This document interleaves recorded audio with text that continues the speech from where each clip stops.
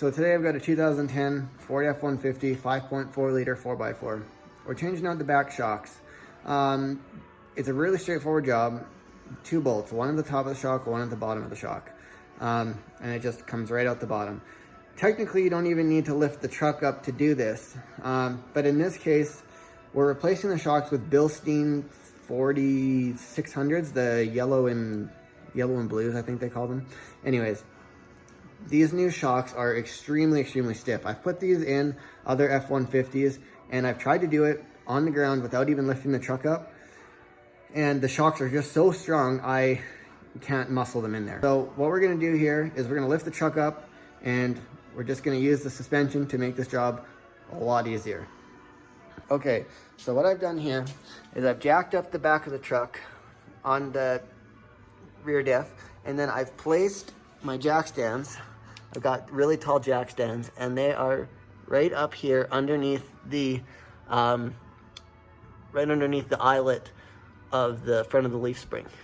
Now, you could put them back here along the frame if you wanted to, but I chose to put them up here. So what we're gonna wanna do is lower down the back tires.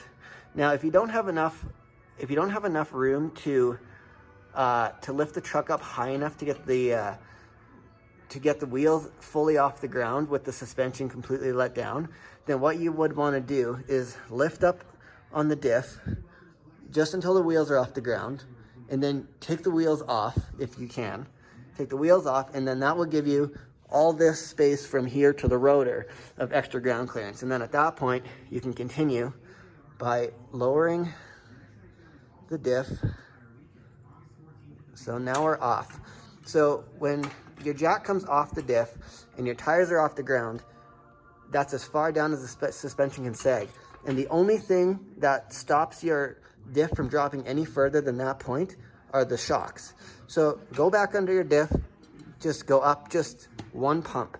And then what you're gonna do now is undo this bolt right here at the bottom of the shock, and then this bolt right here, and that's it. Okay, so I've got a 15 mil bolt here and an 18 mil wrench on the back side. And it's gonna be the exact same on the bottom. Just get a wrench on it. I put my impact on this side here, and off she comes, and it's the exact same on the bottom. Okay, so a little thing to note here. Got the new shock out, lined them up, they match exactly the way they should. Bilstein shocks. Bilstein states on their website, when you are installing shocks, always install them with the sticker in the proper position, so it's not upside down. Now, if you compare the 2 shocks with the way I took them out, you've got this part, you got the shield here, which is essentially the rod in here. Now, these are actually flipped, so now the rod is going to be on the bottom, facing the ground, and this end is going to be up in the wheel well. So it's a backwards design.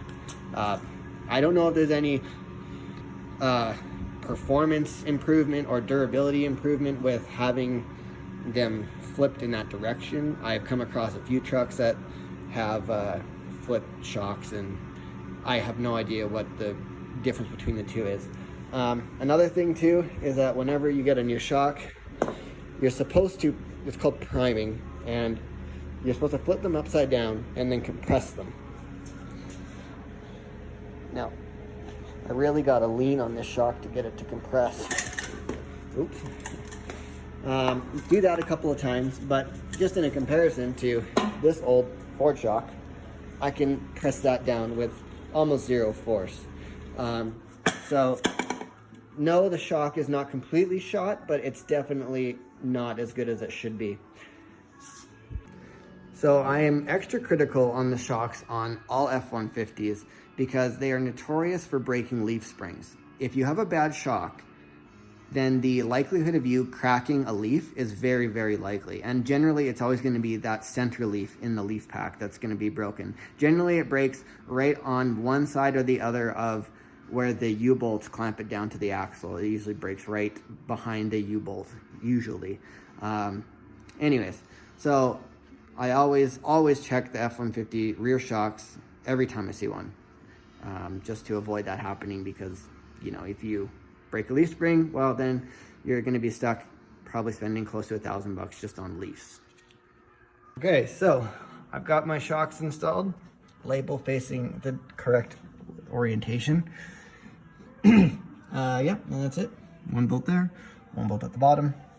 Tighten them up and repeat on the other side. And that's it. That's replacing your shocks.